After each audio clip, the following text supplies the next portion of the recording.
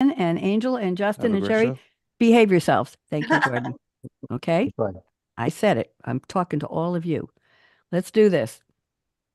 Perspective on business Here we technology. go. This is Rising Evolution, the future-proofed enterprise, presented by Rizing, a Wipro company. You'll hear from business and technology innovators who know how to use the latest technologies and business strategies to transform industries, and importantly, how these technologies and strategies can be shaped to your business needs in your way. Help your organization move in exciting new directions. Now, here's your host and moderator, Bonnie D. Graham. Bonnie D in the house. Thank you, lady. We don't know what your name is, but we like what you said. This is Rising Evolution, the future-proofed enterprise. I'm here with a full panel, a full house of very interesting people, and we have a hot topic for you. Have you ever thought of the idea of you turn the light on and off? It's a 0 or a 1, binary numbers. Well, doing nothing costs. So let's talk about what our topic is.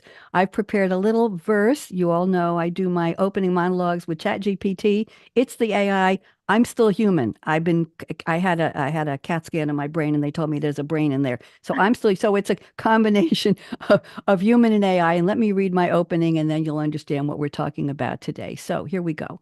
In the realm where businesses evolve and thrive, a tale of ERP modernization comes alive. Bonnie D, our guide so keen, leads the conversation where insights convene. I hope you're all liking this so far. A drive to the cloud, a future-proofed embrace, but ERT investments wait, needs justified grace. Very poetic. Costs measured, benefits weighed in the light, a journey where decisions demand smart foresight. Inactions cost, unforeseen tolls, a quest for growth where the future unfolds. Our roundtable today welcomes a panel wise. Raise your hand when I call you. Justin Ladenburger. There he is. Ladenburger. And we have Len Harms. Hello, Len. And we have Angel Cruz Parrilla. Hello. And we have Ashwini Dayal. And we have Sherry Ann Meyer from Rizing, who invited me to do this show.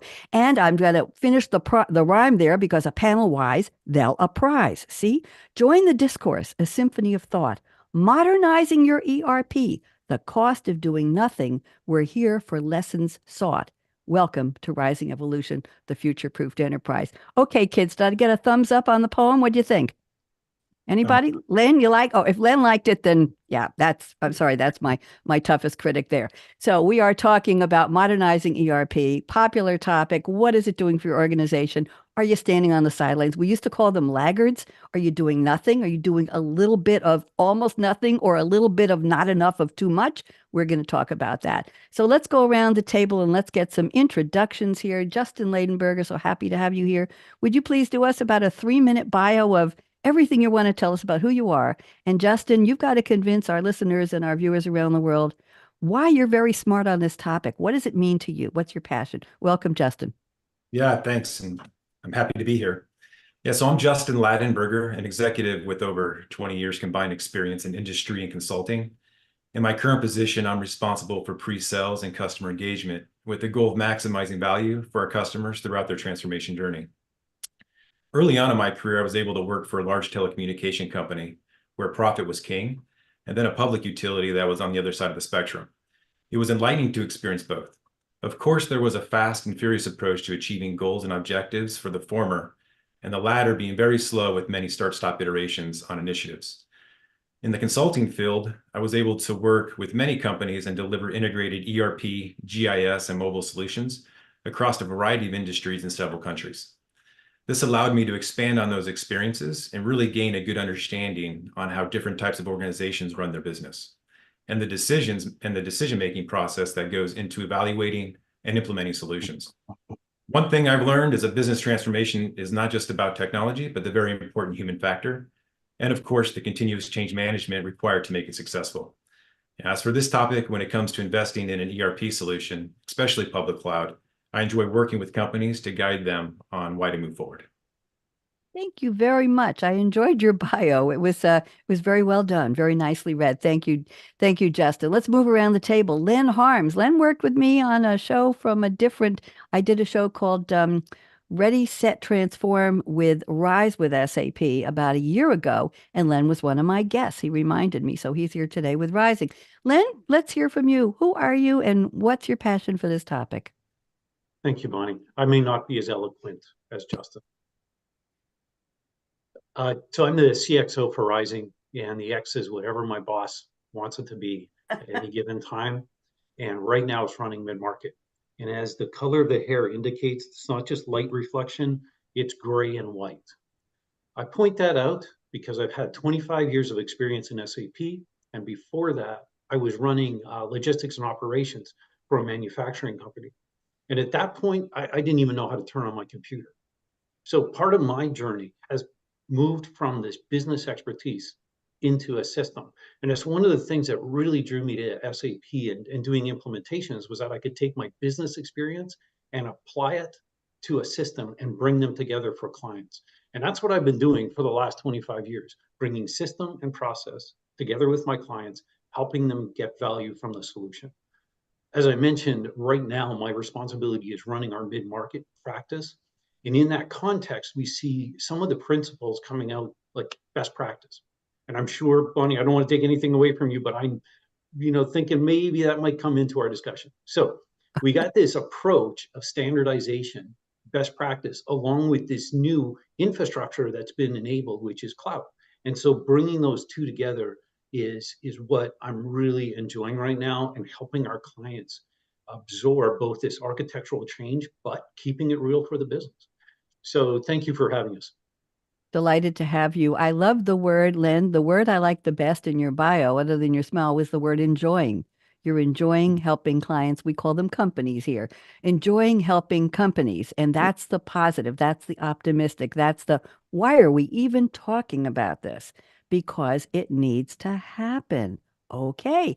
Thank you very much. One more move around the table, and we're going to Angel Cruz Parrilla. Happy to see you. Would you please introduce yourself? Absolutely, Bonnie. First, of course, thank you for having me, and I'm glad to be here. Great to be invited. As you said, Angel Cruz, I'm connecting with you from the mountains of colorful Colorado, or I shall say snowy Colorado these days. And my background is basically around 22 years of experience with ERP solutions, catching up with Len, not there yet, but I'll get there soon. And for the last 6, I've been working for SAP. I've been working focused on our SaaS cloud ERP solution. My current title is Vice President in the Product Marketing. We recently changed the name of the team. And my day really varies from day to day. It's just I guess the common theme is that I get to work with customers and partners on a daily basis to make sure that the value proposition that we have for our SaaS cloud ERP gets to their digital transformation journeys, and it also gets to their customers. And I'm also lucky enough to get to work with a very smart group of people inside SAP to do go-to-market strategy, solution packaging and pricing, and some marketing activities as well. And you asked about my passion. I don't know if I'm smart, as you said, to be here. I cannot justify that, but I'm certainly interested. And every time that I hear the words cloud ERP, my mind goes to standard processes and solution adoption, change management, those type of things. And my day-to-day is really focused on the customers adopting our value proposition and making sure they run the best they can be with those standard practices. So when we talk about the cost of doing nothing, I want to make sure that I bring my thought about this is what you're missing and this is what your company should be, your client, customer should be taking advantage of. And of course, I'm happy to be here also because I want to hear what our accomplished guests have to think, I have to share about this topic. I'm working with you, Bonnie. I've been following you for a while. You're incredible, as I said. You're a legend for me, and get the best out of your guests. And I'm looking forward to seeing what we learn today. I'm blushing. You're very kind. Thank you very much. I didn't know you were following me. In the old days, if somebody told you that, you'd say, okay, but I'm saying thank you very much. Appreciate that. We're delighted to have you. Ashwini, Dayal, we're so happy to have you as well. You're one of the smart ones today. Sherry, you're going to give a bio after Ashwini. Ashwini, I'm putting you on speak. You have to. Speaker view, Ashwini, we'd love to know who you are and what's your passion for this topic. Go ahead. Thank you so much for inviting me, Bonnie. Much appreciated. I too have actually heard a lot of your shows, so do enjoy them. My name is Ashwini Dayal. I'm the general manager in Wipro. I'm managing the SAP partnership between Wipro and SAP. And that basically involves looking at the overall 360-degree relationship between our two organizations. I've had over 20 years of experience working in the IT industry with SAP since 2005, and done a variety of roles, all related in some shape or form to how we help customers or companies in their journey of their ERP adoption and the modernization of their systems and processes in that process. Uh, in the current role, I have a team of folks who manage the partnership across regions, and we basically work between SAP and us to help guide our joint customers, the companies that we both service, in how they go on to the next set of modernizing their ERP systems, looking at all the new technology that's available to us, and how we can help and guide customers enjoy this all the new stuff that's available to them, right? In actually meeting their own objectives. The important thing is how we help meet the objectives of these companies, but in the same in the same process, have fun in doing that as well. So that's a little bit about me. Oh my goodness, we went from enjoy to have fun. How dare we? We're talking business technology. We're talking high-level stuff for big companies around the world doing business, and we're having fun and enjoy. Well, you know something? That's a good thing, and I applaud that. Sherry Ann Meyer, we've known each other for years. We did shows together when I was at SAP. I was at SAP from 2010 to 2019, by the way. So I know that world very, very well, and that's where I started my business radio career. Sherry Ann Meyer, we all want to know, why are you here? And tell us a little bit about your background and what are you doing at Rizing these days? Come on. At Rizing these days, I'm head of corporate communications, but my career with SAP started in 1999, I think, when I was plucked out of the business area and dumped in the SAP implementation team. And I've loved it ever since. I always said I would never do technology, but SAP has given me the chance to see what real creativity can do. And I think we're seeing more and more of that today with the cloud and with AI. And these gentlemen, I'm all happy to have on the show today. They're all people I admire. And it's a topic I love. It was actually my idea that when we were on premise, we never did updates all the time regularly. And there was a cost to that. People were like, well, it costs money to do the updates. Yeah. But then it costs a lot more money later when you're not up to date. So I'm very eager to hear everyone's thoughts today. Thanks for joining. Thank you for joining us. I appreciate that. So this is the part of the show where I've asked each of my guests, and Sherry's going to be a bystander. And by the way, we have to do a shout out to your colleague, Hannah Hale, who was also helping to produce and manage this series. And Sherry's the one who invited me to work with Rizing on this, and I'm still very honored by that, Sherry. So here's the deal. I've asked you each to send me a quote, fictional character, movie or TV series, or a song lyric that has nothing to do with technology or business or companies or, oh my goodness, any of that stuff. And you're going to creatively, prosaically, poetically, however you choose, relate the quote to our topic today, modernizing your ERP, the cost of doing. Okay, I like to whisper once in a while because the mic picks it up and it's very dramatic, right, Len? Okay, so Justin Ladenburger, you have picked a quote from, I hope I can pronounce this, Lord Corlys Velaryon, played by Steve Toussaint, in the House of the Dragon American fantasy drama TV series from 2022, very recent, ongoing, based in parts on George R.R. Martin's 2018 book, Fire and Blood. It begins 100 years after the Seven Kingdoms are united by the Targaryen conquest, 200 years before the events of the Game of Thrones. That's all I can manage to read here. Here's the quote, very interesting. To elude a storm, you can either sail into it or around it, but you must never await its coming. Well, that's a deep quote. Justin, what does this have to do with our topic? Go ahead. Two minutes. It's very deep. Yeah, wow, that was a pretty good background there, Bonnie. Pretty heavy. Go ahead, Justin. I haven't seen this series, but I do like Game of Thrones and that kind of genre. But no, I like this quote because it highlights the decision-making process. I mean, typically, bigger the decision, more indecisive the person can get. It's easy to find reasons not to make an important or strategic decision. I think this relates well in whether or not to invest in an ERP system. It's of course a big decision that will have an impact on your business, and companies can, get caught up in why they shouldn't invest. where the cost of software and services are too high, the size of the company is too small, internal effort required to implement solutions seems too great, and just unable to get the visibility they need to effectively operate their business. Of course, having the right information at the right time, both internally and externally, would make it much easier. But there are ways to create this type of data-driven environment within a modern ERP solution, and that's a great way to start. One thing is for certain: given the fast-paced and ever-changing environment we live in, there will always be these critical decisions that need to be made to ensure long-term business viability, which requires an approach that provides that visibility needed to help mitigate future risks. And kind of to help illustrate this point, I did some research out there and just wanted to share some insight. So according to this research, approximately 20% of businesses fail in the first year, 48% fail after 5 years, and 65% fail after 10 years.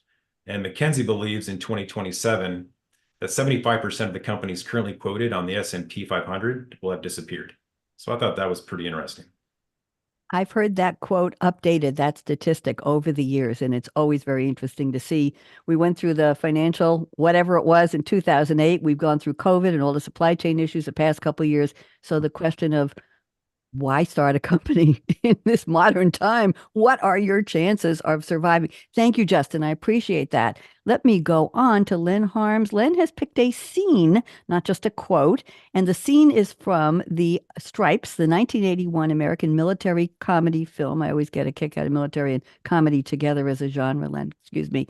And the two characters are Sergeant Hulka, played by Warren Oates. I don't know him.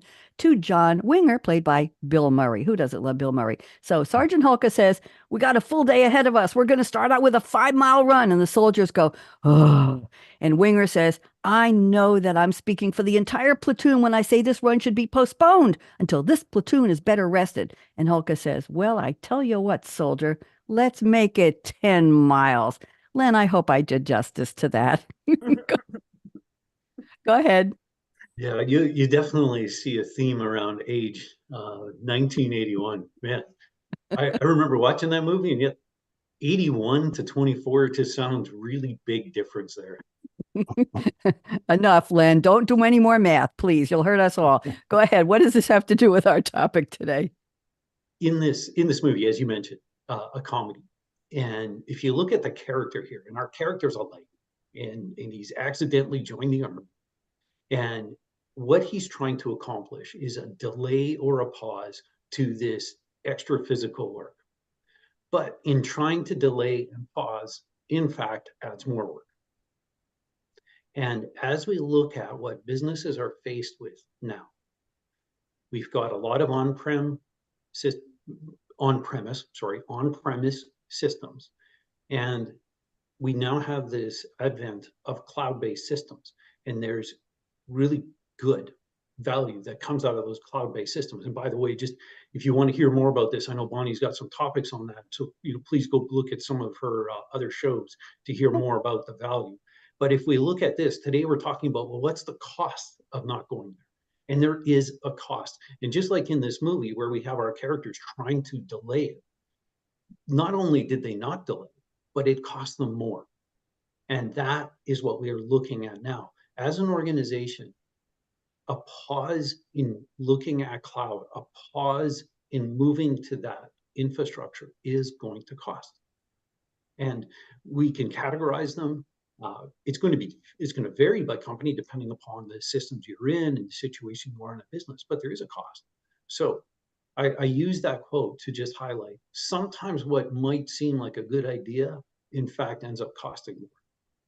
Thank you very much. Very well played. And I like the quote. I like the scene. More and more people are sending me scene quotes, Len, so I appreciate that. Let's go to Angel Cruz Parrilla. You have picked a quote from Commander Jeffrey. We got a lot of military here. Commander Jeffrey Sinclair, played by Michael O'Hare, Babylon 5, American space opera TV series, 1994 to 98, for 5 seasons. And the main story occurs between the years 2257 and 2262, a future where Earth has a unified Earth government, oh my, and has gained the technology for faster-than-light travel using jump gates, a wormhole technology allowing transport through the alternate dimensions of hyperspace. The colonies within the solar system and beyond make up the Earth Alliance, which has established contact with other far-faring, space-faring species. Here's the quote Angel has picked from Sinclair. Sooner or later, everyone comes to Babylon 5. Can we substitute the word modern ERP to that? I'm sorry, Angel. Go ahead. You talk to me. Very dramatic, Bonnie. Thank you for reading the quote so nicely. So first, let me start saying that I really loved Babylon 5. I didn't say live. I saw it afterwards. I'm obviously a lot younger than that. But what is important is that I like it for three main things. The first thing is its storytelling, right? It's set up a benchmark for future sci-fi shows to come, and I haven't found anything like it. The second one is I love traveling, faster than light traveling, time traveling. I mean, it doesn't get any better than that. And the third one, of course, is that it's backed up by science and by facts. And if you can see at those three things, they both apply, the three of them apply to our cloud ERPs: time to value, storytelling, and facts-based. So you would ask, why do I pick that particular quote? Well, as you just said already, Bonnie, it really moves a little bit the question from should you apply or should you take advantage of the cloud ERP qualities? Because those companies that do not acquire those qualities will actually cease to exist, or, as Justin said, disappear in the first 3 years. But it also moved it to when do you want to take advantage of those qualities? How much longer can you afford to take those qualities and bring them into your competitive advantages? Because if you run a parallel, how long did you wait until you started using the internet when it became available to you? Or how long are you going to wait to use AI or ChatGPT now that it's available to you? So at some point, it's a matter of when. It's not a matter of if you are not doing nothing now. Thank you very much. Also eloquently done. And let's go one more seat around the table to Ashwini Dayal. And this is a 3-word quote. We all know it and we love it. The Terminator, played by Arnold. 1984. We're going back in time again here, Len. I have Len on some of my other shows. Guests are now quoting Gone with the Wind and The Wizard of Oz. 1939. Okay. 1984 sci-fi action film. And this is the catchphrase. I think I should have you all say it with me. Associated with Arnold, made famous in the 1984 film. It was ranked number 37, Ashwini, on the American Film Institute's 100 Years, 100 Movie Quotes back in 2005. And Arnold has used it in many of his other movies. Here's the quote. Everybody want to join me? 3 words. Starts with Al. 1, 2, 3. I'll be back. Okay, I'll be back. Okay, Sherry, did you say it for me? Sherry, you want to say it? I'll be back. There you go. Okay, Ashwini, you win the easiest to quote of the day. Ashwini, what does this have to do with our topic? Go ahead. Well, 2 reasons why I chose this, right? The first reason is, modernizing, I'll be back. It's like what customers have to do, right? The ERP system will always come back and ask you to take care of it. I'll be back. I'll be back. I'll be back. If you don't take care of it, the Terminator does only one thing: it terminates. So if you don't take care of it, it will terminate. So that was one reason. The other reason was I also use this as a bit of a way of my own life, right? So I like to be at things. I continue to prod and continue to push. And that's how I also engage with companies, right?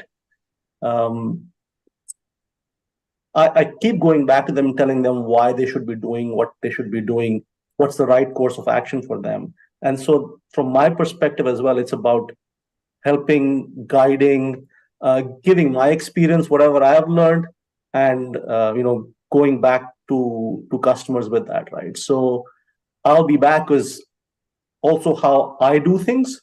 So that's why I chose that particular quote. I love it. It's always nice to have an Arnold quote. Sherry, even though you weren't technically part of the panel, I'm giving you a line from a famous movie to apply because I think you're going to like it. Let's talk about Colonel Nathan R. Jessup in A Few Good Men, Jack Nicholson. You can handle the truth. Sherry, can you briefly address that with the cost of doing nothing? Go ahead. I'm going to spring it on her. She'll love me anyway. Go ahead.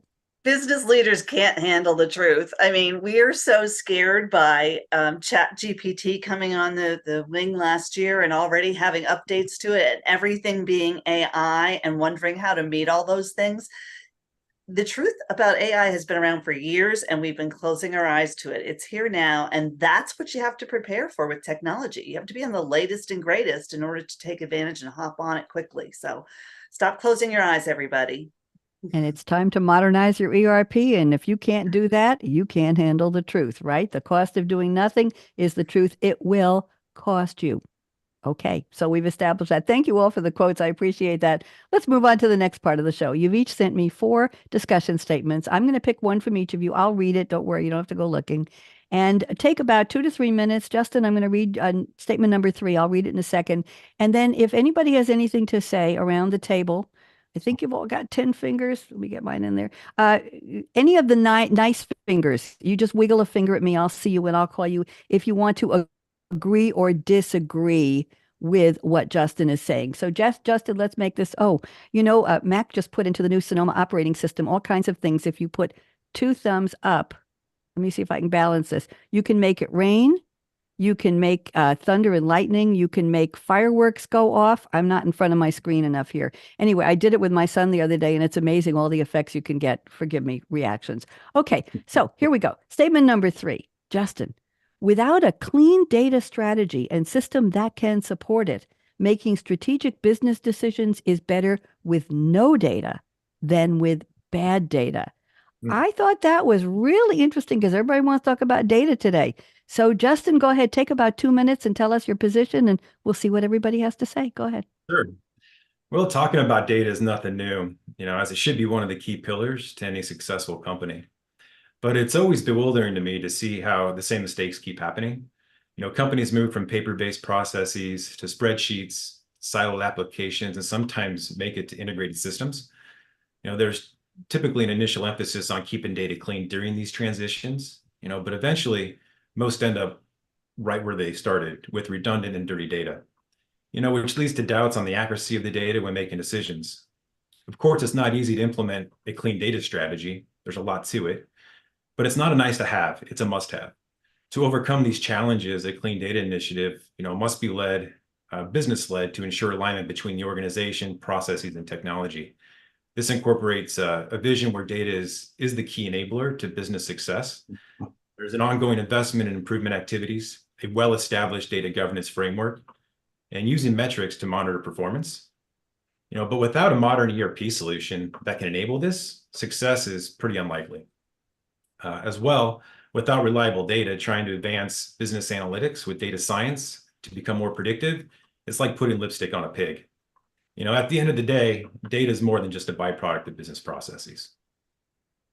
Thank you. Very interesting. Anybody want to challenge that, Len or Angel or Sherry or Ashwini? Anybody? Oh, Angel, you want to say a yes to that? Go ahead. Sure, I fully agree with Justin. And I work for a technology company and a software company, but at the core, we are a process company, and processes do not run without data. So you can have the right technology and the right software, but if your data is not right, the moment you start, now that we have live reporting and you're just running on what is happening right now, if that data is incorrect, your decisions are going to be incorrect as well. Is there such a thing as a data cleaning department in companies today? We talk about clean data or not. I'm just going to ask. Yeah, there should. Who does the cleaning to say this is good data, this is bad data, this is data from the swamp, the ocean, the zoo, the river, the pollution, and this is great data. Let's use this. Who is able to ascertain? Justin, this was your point. You want to just enlighten me, please, for just a minute? Well, yeah. Well, that's sometimes the problem. I mean, there is no data organization really internally that manages, monitors, and makes sure data is clean. So that's why these initiatives are so important. And there's ways to implement it, and there's an initial hump to get over it. But once you can get that mindset of that you're going to track this and try to make not only data reliable, but also other uses for data, data as an asset, being able to generate new revenue off of that. And there's just many ways you can go about this. So putting that effort in initially you can reap the rewards later on. Thank you very much. Anybody? Len, go ahead. I see you. Yeah, two things I would add to this. As Justin talks about the data, couldn't agree more.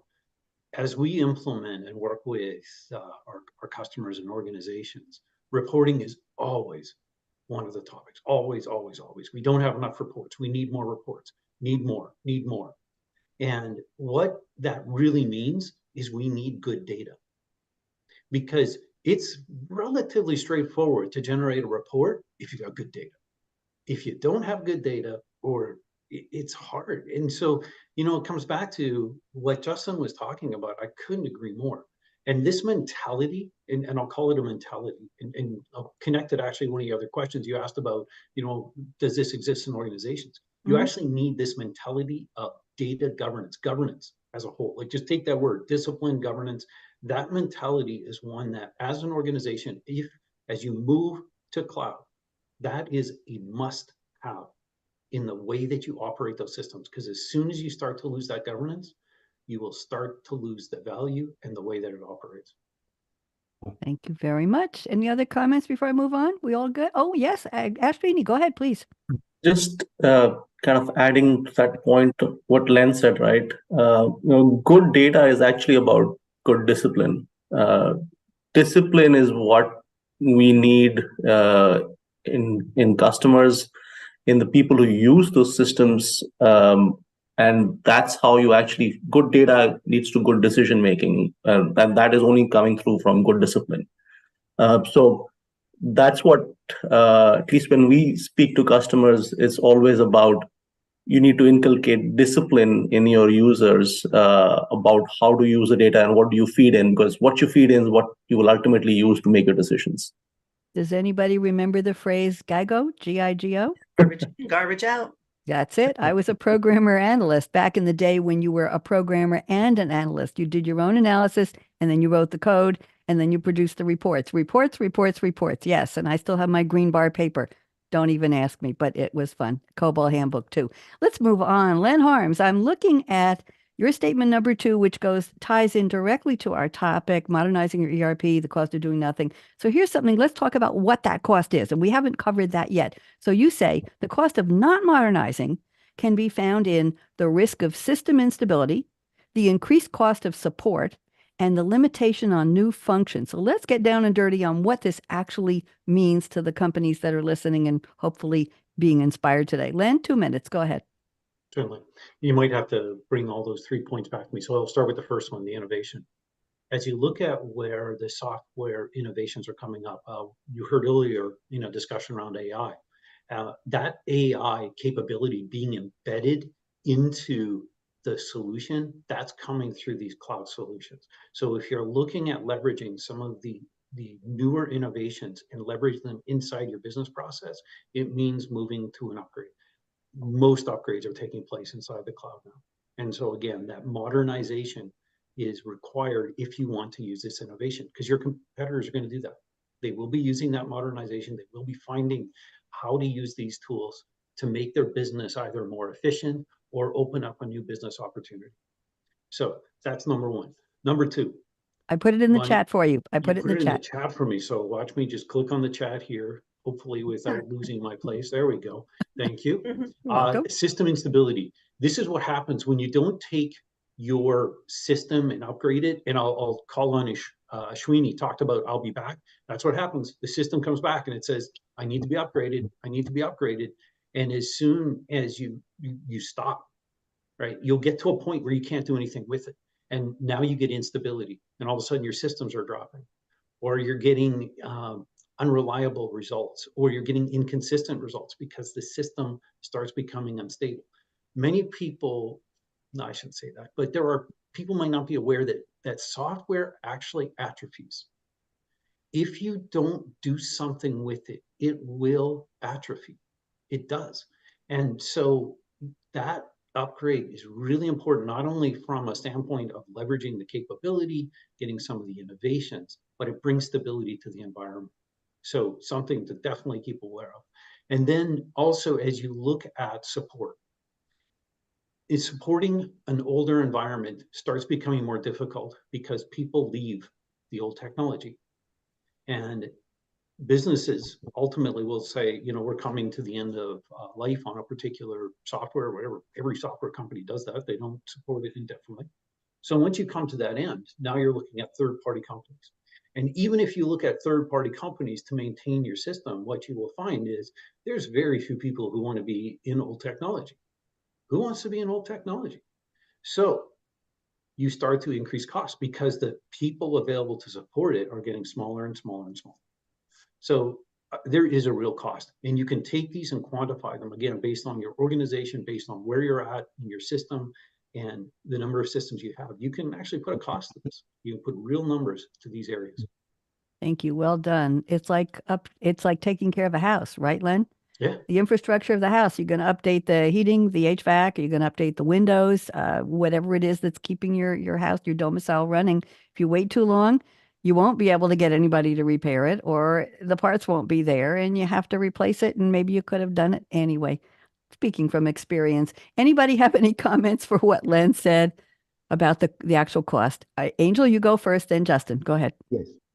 I tend to agree with Len, even when he's wrong, but he's right in this case. So it's easier for me. But I think these new technologies and being in the latest and greatest, as Len was saying, it really allows the mindset to shift. And that's going to be taking from reactive to proactive, right? So we are not guarding our core processes, so the processes are stable anymore. We are actually, we're able to look forward. What is the next release that is coming? What are the new functionalities that come to us? What is in our case, biannual upgrades, monthly updates, rather than upgrading your system every few years and going through a full project. So it's a whole different mindset that allows you to take advantage always of the greatest and latest technologies that are and there are to come. Yes. Justin, join us. What do you think? Yeah, no, I agree. I think to add on, I think more and more companies are looking to move away from kind of that build mindset. So building applications, building systems, which obviously leads to customizations and that sort of thing, just being able to consume technology quickly. So just the whole idea of faster time to enable and consume technology, especially the latest, greatest that we've been talking about. And look at the new subscription models. Len, I'll get you a second. The subscription models to things like Photoshop. I pay something like $10 a month, and it's always current. It's always the right version. It's always got the bells and whistles. So the consumer mindset is bring me the latest, and I'll just keep paying you and you'll keep bringing me the latest. So anyway, sidebar. Len, go ahead. Yeah, Justin, I love your point, because one of the other aspects you start to consider here that I hadn't initially thought of is that as we make this shift, right from the build, right, you need to start looking at skill sets that bring about the change and allow your company to absorb it. So you're shifting this cost from building it all the time, leaving it to others to do that, and you start to get your emphasis on absorption, taking it, putting in that governance, that discipline. So I really like that point. Good. Agreed. You meet interesting people with interesting points of view on these shows, don't you? That's why I like the roundtable, because we're sharing ideas and you're meeting opportunities to be inspired. Ashwini, anything you want to say? Because I'm ready to move on. I like that point that you said, Bonnie, about it's like a house, because you don't maintain your house on a regular basis.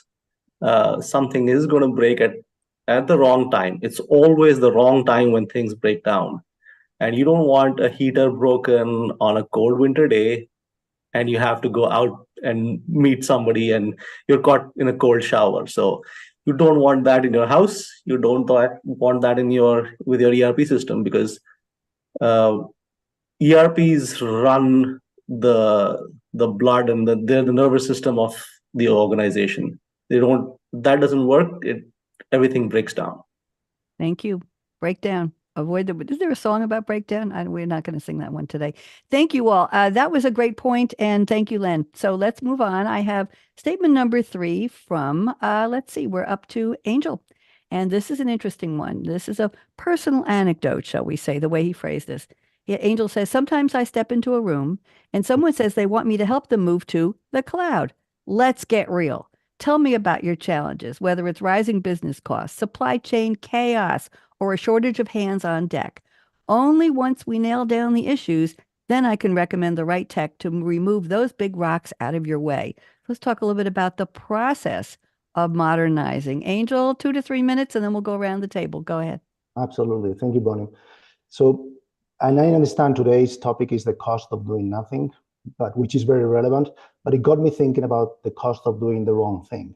And sometimes you will hear this more often than you think or that you want. And it really is like going into a doctor and insisting on getting surgery without telling them the symptoms, right? At some point, yes, I can help you, but it's not that I don't want to help you, but I really want to know what your problems here are to design and tell you what the right technology, I believe, is to fix those issues.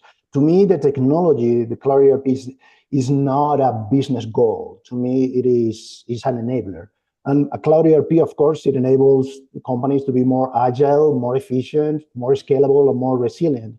And nowadays, with AI, well, it's going to help you streamline your processes and automate all your processes. And that's going to boost your growth and make your digital transformation more stable and predictable. But at the end of the day, yes, maybe for most of the companies that I talk to, that Cloud ERP jumping on that train is going to be the right solution for them. But they need to understand that it's not a one-stop shop. It's not going to be overnight. It's a journey, and there are going to be multiple stops. And also, that is the business who has to be on riding the train, because we are trying to solve business problems, not technology problems.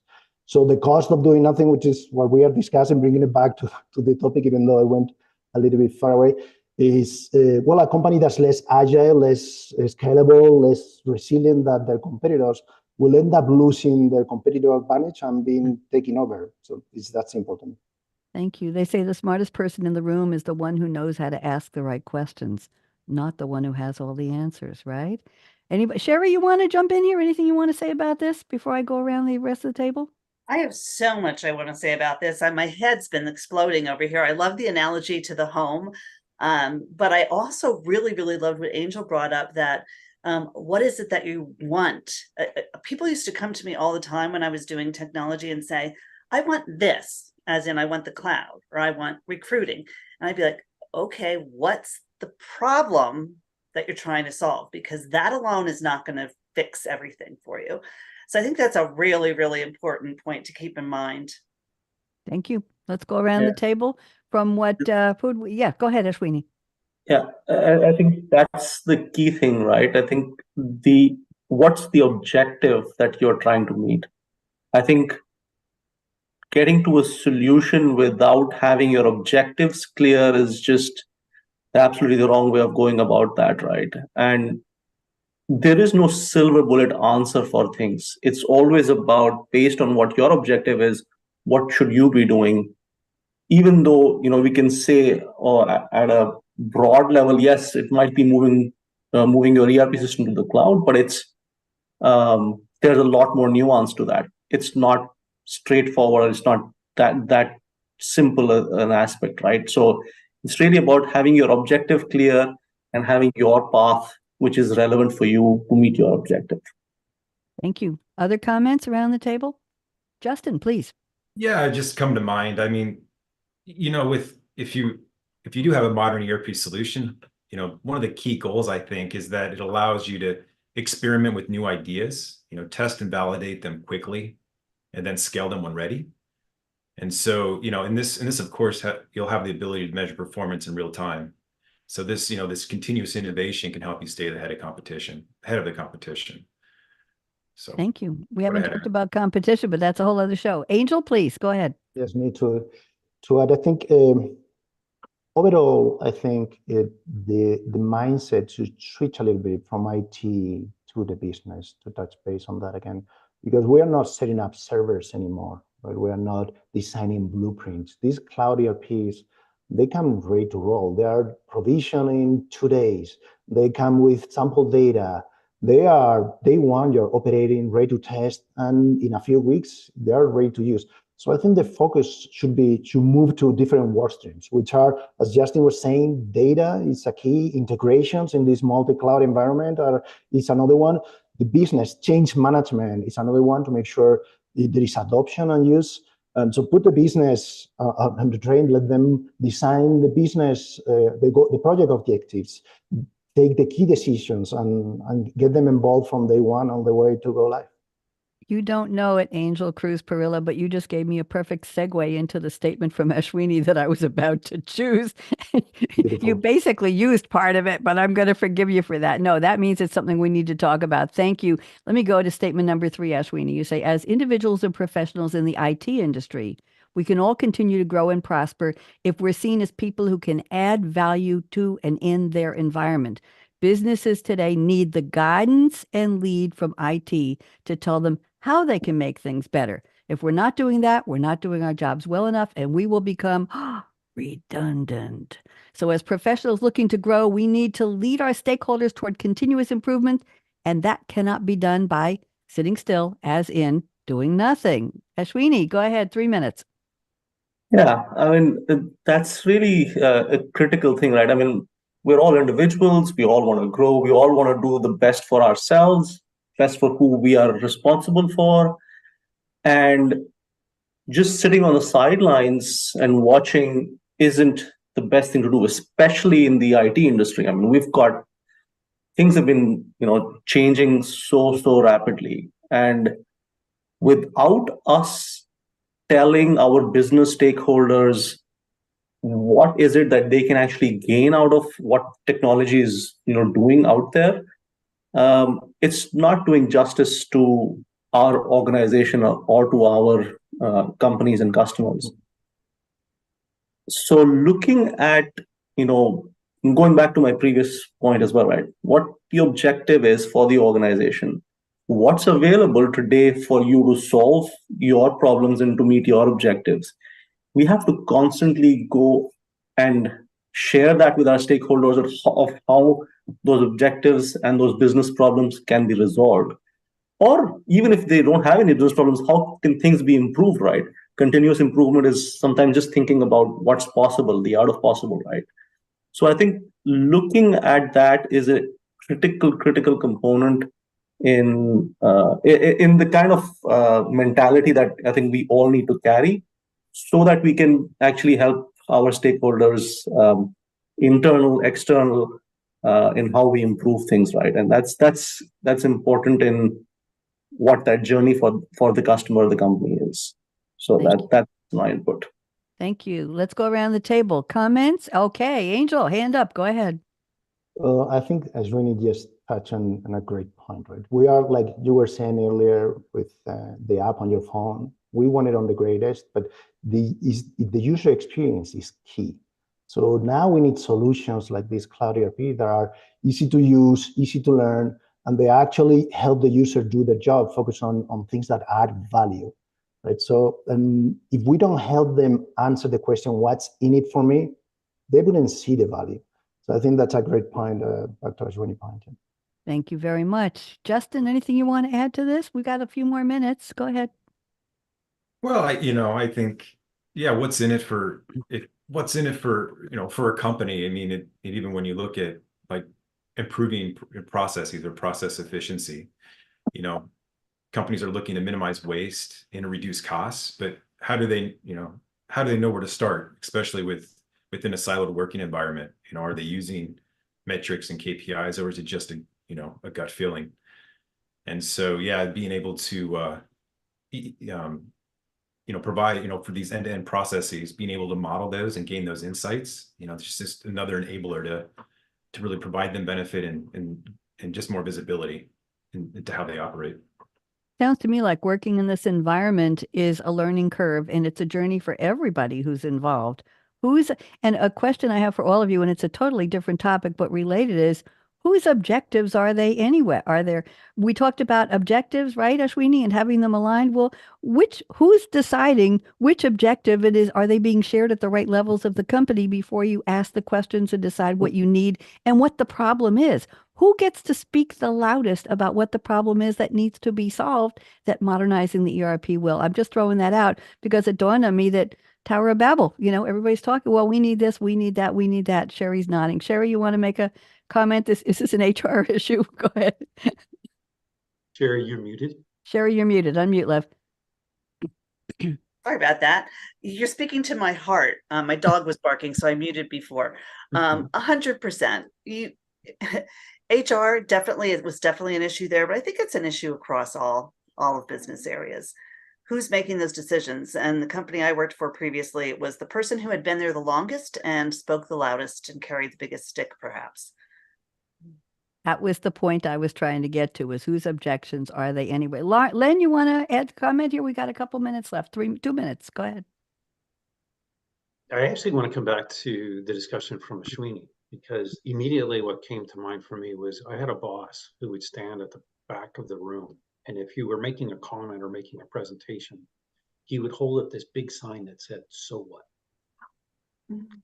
Yep. And the point was exactly Yes. what Ashwini was talking about. As we go forward in IT and systems, and we're having these discussions with the client, specifically around modernization, there has to be a value proposition that goes into it as well. I mean, I know that we've been talking about the cost of doing nothing, but there is also a value and a benefit of doing. It's going to come through the process, as you heard from Angel. It's going to come through governance on data, as you heard from Justin, and meeting the specifics, as you heard from Ashwini. So all of these things really do come together into a single view and presentation that we need to make sure we keep bringing forward to our clients. Len, I remember being in meetings, I think it was my early days at SAP, and somebody was talking about value propositions. And the technique was, it wasn't nasty or cruel or sarcastic. So what? So until you could get past the so what and answer the yes, what, you didn't have the distillation of that proposition and you couldn't use it. Angel, you want to say something? We've got about 2 minutes left. Angel, go ahead. Take 1 minute, please. Absolutely. Just to add to what Len was saying, well, to me, the bottom line is, are you trying to fix a little thing that's not working well in your company? Or are you trying to get to the future company that you want to be? Depending on if you're looking for that very short, narrow fixing mentality, or you're going to, where do you want to be? What do you see yourself in 5 years? That's what's trying to drive your actions. And to Sherry's point, the louder shouldn't necessarily be the one who's driving. Thank you very much. We just got the sign. We've got 2 minutes left. I'm saying okay to Jordan, our engineer.